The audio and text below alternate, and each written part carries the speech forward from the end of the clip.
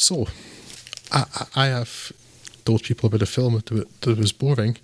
You're going to tell us about a film that is, well, I don't think boring's a word you could apply to it, Scott. Yes. There are many adjectives. Boring's probably not one of them. Yes.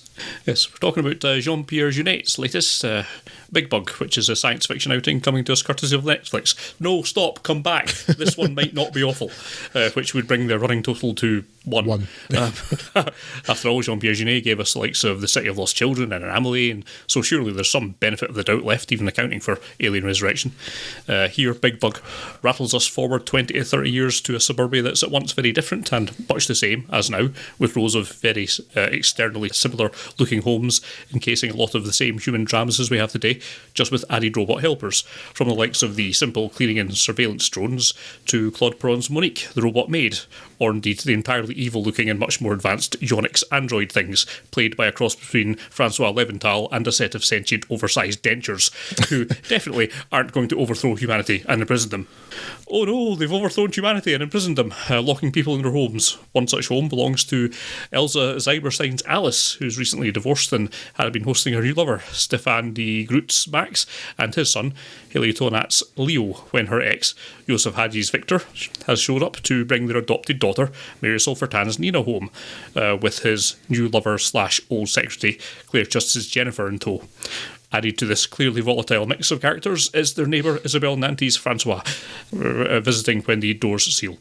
As such, after a brief introduction to the characters, the rest of the narrative is broadly, or perhaps nominally, driven by the humans' attempt to escape their home, although it is mostly about exploring the character interactions that swing between charming, prickly, annoying and amusing in more or less equal proportions.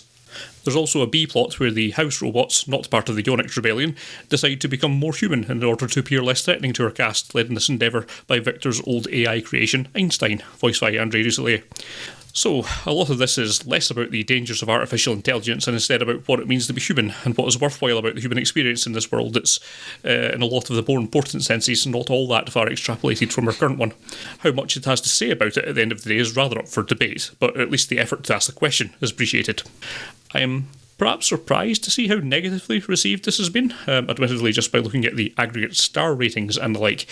I suspect any review of more than a couple of sentences will acknowledge the same things I'm going to, like the strong directorial style and the visuals that instantly mark this out as a Jeunet film.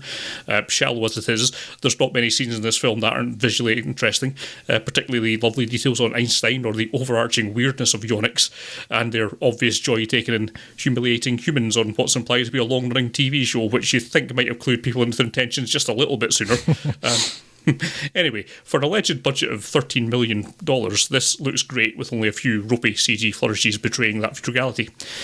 However, the question I was left with immediately after watching this was essentially, what was this trying to be? And I'm not altogether sure that's the right question to be asking of it. There's certainly enough angles of attack to level at Bigbug. If it's a character piece, there's not enough characterisation. If it's a drama narrative, there's not enough happening. If it's a comedy, there's not enough laughs. If it's about world building, there's not enough being told. It's a lot easier to point at the stools it has fallen between than to identify exactly where it is. And part of me wishes I'd enjoyed it less so that I could say that it's left floating with the stools. So I will make a note of that for future, less likeable hot messes. Still, I can't give a full-throated recommendation to Bigbug, particularly if you're not already a fan of Junet's almost cartoonish style and whimsy. I, however, am. So this goes quite far on charm alone, even if it's not his finest outing. In that regard, the middling to negative review scores are, I suppose, accurate, but if you have Netflix already, I'd encourage you to give this one a look in. You might not think it to be quite your cup of tea, but it's worth taking a swig of to find out for sure. Yes, it's a Netflix sci-fi film. That comes with baggage. Yes. Smelly baggage. On the upside, it's not the Cloverfield paradox, it's not Mute, it's not the Titan. That was another Netflix joint, wasn't it, the Titan? Yeah. So I ill-advisedly caught up with a few years after you and Craig had talked about it on the podcast, and oh God, no. What have I done to myself? What fool am I? This is a Jeunet film rather than a Netflix sci-fi film, so for that let us all be entirely grateful. Yes. It is undeniably interesting. It is distinctive. It's quite funny in parts. It also massively got me on side fairly early on by having an Amstrad CPC in it. So, but as far as I was concerned, after that point, it couldn't do a lot of wrong. Yes. I know that, the iconic old computer scene in that the teenage girl's bedroom is the original Macintosh, and many people's eyes were drawn to that. But no, for me, Amstrad CPC, there we go. This film knows what it's about. And I believe those were quite popular in France as well, so there's a good reason for it being there. It is odd. I think perhaps the biggest problem I had with it is apart from its rather laboured attempts at youth speak, that today would be, if it was set today, it would be full of yeets and on fleeks and what's not. So the nonsense words they came up that this teenage boy is I don't know. I don't really think that went anywhere. And there are a few bits that sort of went like that in the script. I sort of see what you're doing, but it's just a bit naff. It wasn't like terrible. It was just like naff. So that turned me off a wee bit. It's it looks remarkable. If it really was made on such a low budget, that's incredible. Yeah, it's again, Wikipedia. Who knows for sure? But if that is correct, then it's a hell of an achievement. Just the set design on it is pretty remarkable stuff. Yeah, because there's clearly a lot of effects. I mean, some of them aren't the best, but still, the design of Einstein, the amount of detail that's in that little bits on his head, plus the feet and the eyes, and the fact that the whole face is made of individual elements and things. That character alone must have cost millions, you'd have thought. Yeah, you would think, yeah. So yeah, I mean, it looks impressive. It's distinctly a Genet film. There's some really good performances in it too. Your man Leventhal, that's ridiculous, and I loved it. Yes. That's like the performance and the over the top character design as well. Yeah. It did make me think a wee bit of the facial, same sort of feature, because Genet really casts for interesting faces. Yes. That's why Dominique Pignon, who's been in several of his films, he's only got a small role here, but he's in that just because he was always in his films because he has such an interesting face. Yeah. So Francois Leventhal reminded me of the actor that plays the old guy in The City of Lost Children. Yeah. Yes.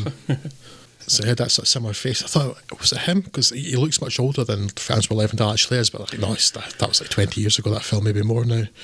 25 actually, I think. So it's not him, but yeah, it had that sort of look. It's really interesting faces, which is quite a good thing to see in his films. It looks amazing, quite funny. The biggest problem I had was it was making comments about human nature and sort of riffing on stuff from today, like societal trends, cultural trends and stuff, and kind of extrapolating them a bit. I just didn't feel like it was actually saying anything. It felt to me, maybe I'm wrong, but the way it read to me was more not here's a comment we're making on human society or the way we're going or something. It's more wouldn't it be funny if? Do you know what I mean? Yeah. Yeah. Wouldn't it be weird if these things happened rather than here's an extrapolation of what's going to happen and this is what the rods we've created throwing back or something. It's wouldn't it be funny if, and here's a bunch of weird crap that's happening because it's quite entertaining, which is valid, but kind of less satisfying. So yeah, that's my biggest problem.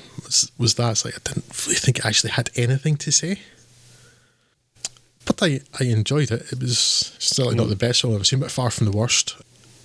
It's definitely not going to be everybody's cup of tea, but I'm quite glad it exists because films tend not to look like this or act like this or sound like this. So it is definitely a distinctive thing in its own.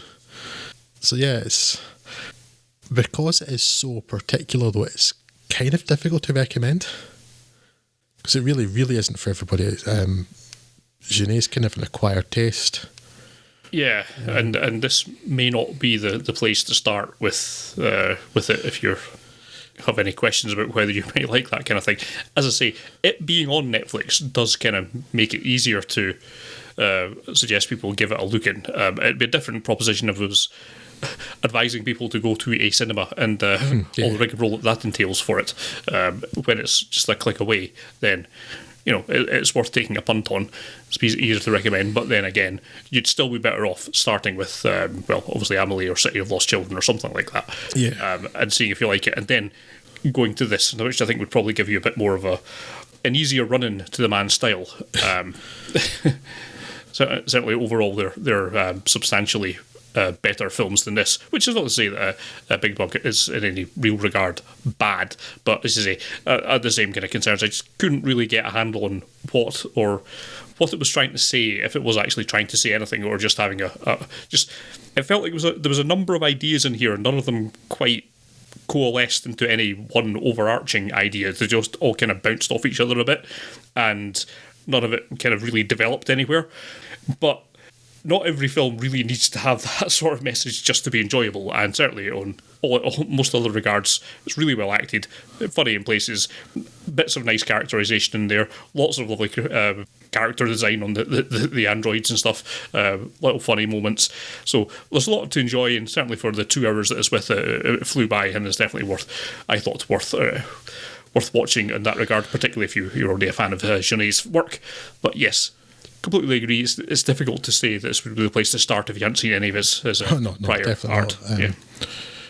It's really interesting to look at. I just don't like it. Sort of satisfied visually, as his films generally do. A few things tend to look like them.